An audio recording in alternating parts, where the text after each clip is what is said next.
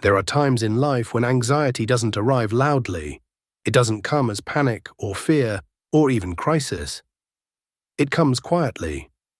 A subtle sense that something feels off, that the world feels heavier than it used to, that the things which once brought reassurance now feel less convincing. Many people in these moments don't feel afraid. They feel unsettled, and that unsettled feeling often carries a dangerous assumption. Something must be wrong. Edgar Cayce approached moments like these very differently. He did not teach that difficult times are signs of spiritual failure. He did not say they meant the soul had lost its way. And he did not suggest that clarity should always come quickly when life becomes uncertain. Instead, he taught something far steadier and far more demanding.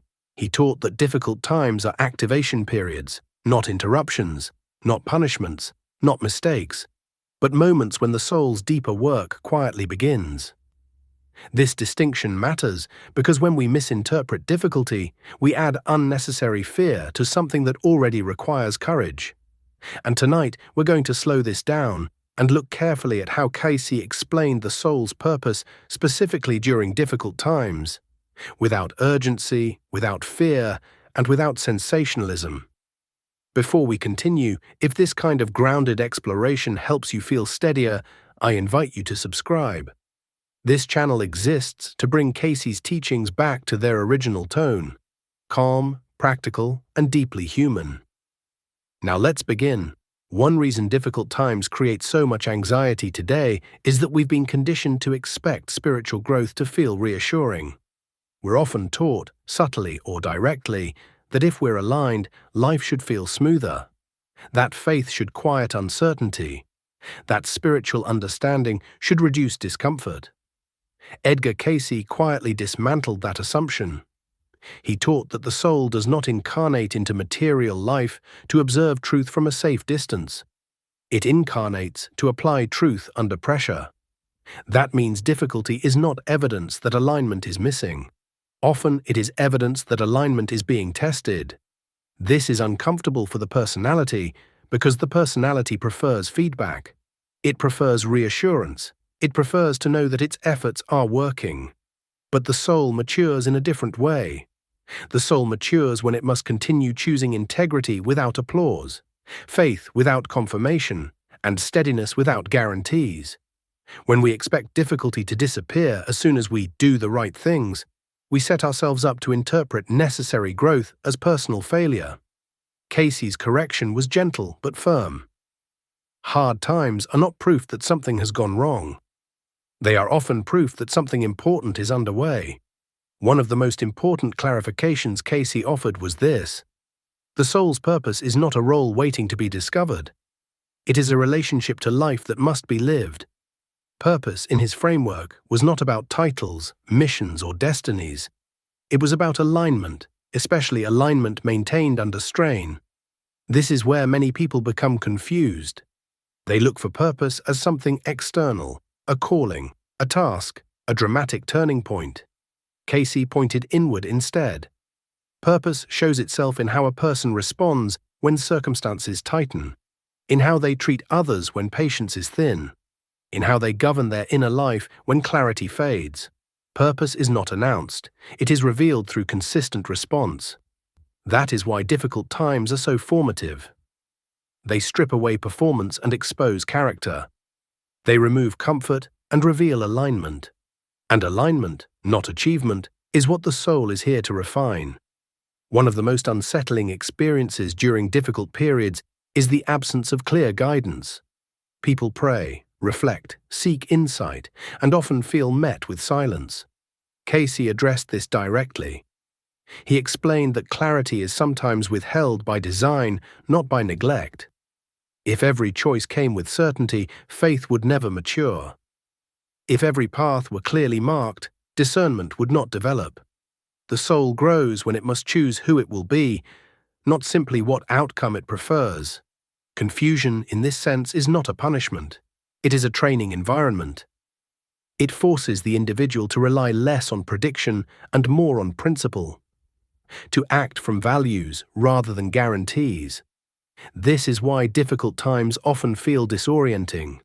They remove the external scaffolding that once supported us, so that inner alignment can strengthen. And that strengthening process does not feel dramatic. It feels uncertain, quiet, uncomfortable, but it is essential. Cayce often described spiritual growth using paradox because inner change rarely feels logical while it's happening. One phrase he clarified was, "The first shall be last, and the last shall be first." He did not describe this as punishment or reversal. He described it as transposition, a repositioning of the soul. When something ends, the personality experiences loss. When something begins, the soul experiences expansion. But these two perceptions rarely align in time. Difficult periods often feel like endings because familiar identities dissolve. Ways of understanding ourselves no longer fit.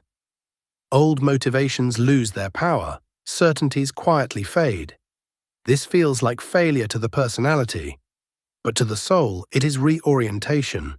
The discomfort is not a sign that something is being taken away.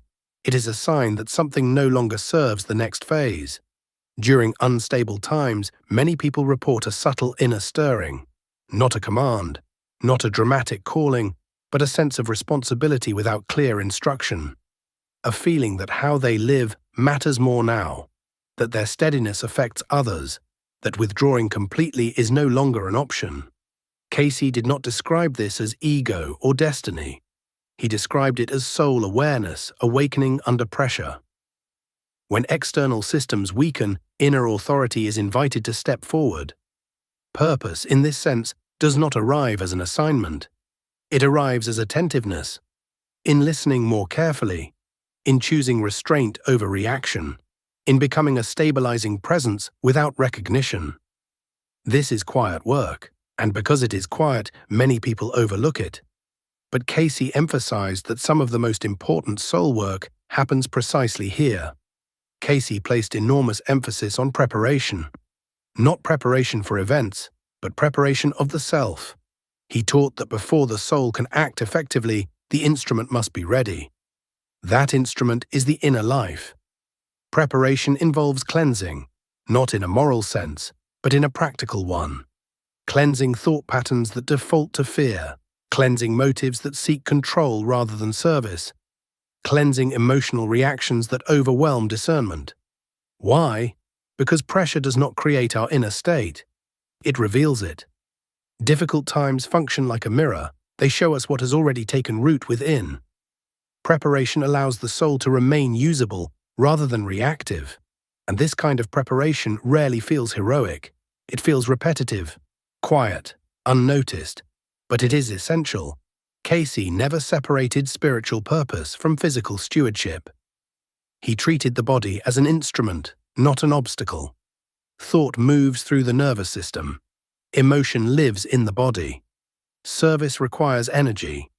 When the body is neglected, overstimulated, or ignored, perception dulls.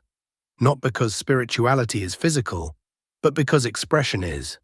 Balance supports clarity, clarity supports discernment, and discernment allows the soul to respond rather than react. Cayce did not teach perfection, he taught respect. Respect for the body as the vessel through which purpose is expressed. Across all his teachings, Cayce returned again and again to one measure: love demonstrated under pressure. Not love as feeling, not love as belief, but love as application. Anyone can love when circumstances are favorable, but difficult times reveal whether love is conditional or anchored. When patience is tested, when forgiveness costs something, when kindness goes unnoticed. Cayce taught that love is not sentimental. It is a choice made repeatedly, especially when it would be easier to withdraw.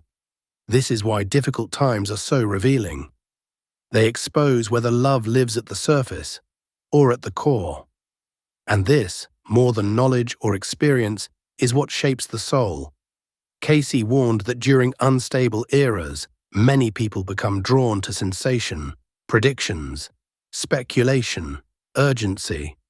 Not because they are foolish, but because anxiety seeks stimulation.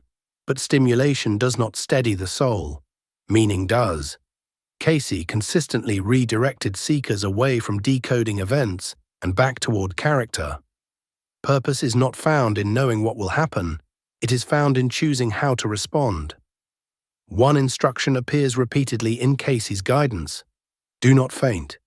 Not because hardship will disappear, but because growth often feels invisible while it is occurring. Many people quit not because they are failing, but because they cannot see progress yet. The soul measures time differently. Faithfulness matters, consistency matters, quiet perseverance matters, especially when clarity is delayed. If you are living through a difficult season, Cayce would not say you are failing. He would say you are being shaped. Purpose is not waiting on the other side of certainty. It is forming now, in restraint, in patience, in kindness, in integrity. You are not behind. You are in process. If this helped steady you, stay with us. Subscribe and continue exploring these teachings, not to escape the world, but to walk through it with clarity and purpose. Difficult times do not mean the soul has lost its way. They mean the soul is being asked to rise.